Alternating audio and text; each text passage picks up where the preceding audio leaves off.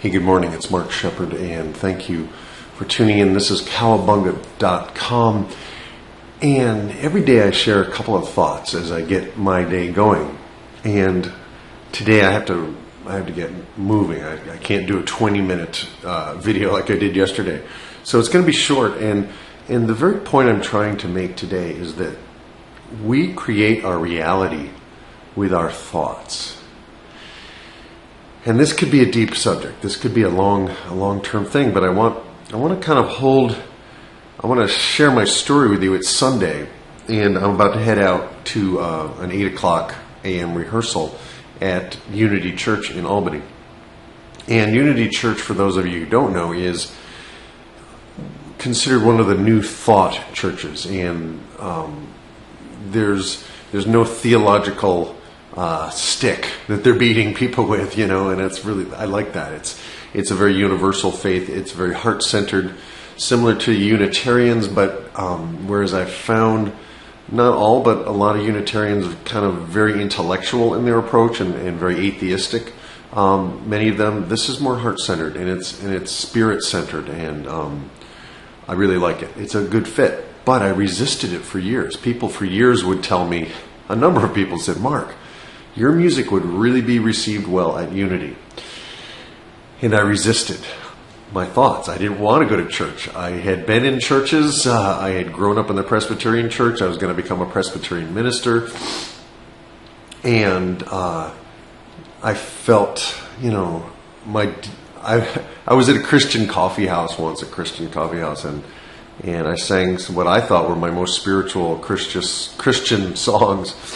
And these young women were like, when are you going to sing some Christian music? And I was like so turned off by that, it just repulsed me.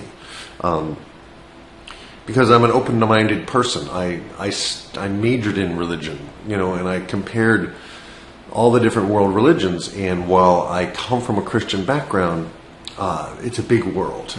There's a lot of room for lots of different shapes and understandings of God. So anyway, I ended up doing a bullying prevention program in Arkansas a couple of years ago, and there was a snowstorm, so I had to reschedule a lot of my performances for the following Monday and Tuesday, so that gave me a weekend, literally a 4-day weekend, to hang out. And I was like, well, I've got nothing else to do. I might as well check out this Unity Church thing that everybody keeps telling me I should go to. I don't like being told what to do, but I'll check it out because I got nothing better to do. So I went, and boom, I got it. I was like, this would be a place where my music really would be well received. It's a place where even the concepts that I'm sharing with you about how you create your world with your reality, how you can change your experience with your thoughts, that's one of their main ideas. So I'm like, okay, I fit here. So when I get back to Albany on Tuesday night or Wednesday morning, I'm going to look this up and I'm going to find me a Unity Church near where I live. And so I did. And I showed up, and I just kept showing up. It's like Roger Mock, the music director, could not get rid of me, I just kept showing up. What can I do? How can I be helpful? Roger plays the guitar really well, way better than I do. So I'm like, I'm not going to play guitar. No one was playing this beautiful little baby grand. So I played the piano. Hadn't played the piano in 20 years, but I started playing chords on the piano and supporting what he was doing. And so it began to work. And again, it was my thoughts. I was like, I know I'm supposed to be here. It feels congruent. Yesterday I talked about, all the ways to just kind of test and make sure a decision or a course of action is congruent. And man, Unity Church for me was absolutely congruent. It was a place where I could be myself more than any other place I'd ever been. So that's what I'm doing. And today it's exciting because there are 2 church services in the morning, and then we're doing an evening program, which is more chant-based, more music-based. And it's really a manifestation of what I was put here to do, and it is in total alignment with the hypnosis work and the NLP work, because it's all about the mind and how you use your mind to serve a greater good, to connect with the spirit. So, and out of Unity, another church invited me to be their music person on Saturdays, and then Bethany Gagne, who has a group called Numinous, which is spiritual but not religious as well, invited me to do music for her. So, kind of out of this one place, which was in alignment, other things are growing. Now, this takes time. This did not happen instantly. This has been a 2.5-year, almost 3-year journey of being willing to just show up. And I showed up for a year before they paid me a cent. And then eventually I said, I am a professional musician. And, the energy I bring, from what I'm hearing is contributing, to the church.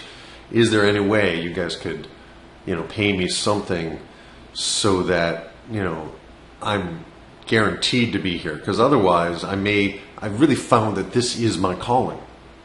And if you guys don't value what I'm doing, that's okay, but I will have to find someplace else, So I didn't make it an ultimatum, but I did speak my truth about, hey, what I'm doing does have value. I'm writing new songs. I wrote almost 30 new songs in 2 years, inspired by what the minister Jim Fuller was saying and what other guest speakers were saying and in classes that were, being given there.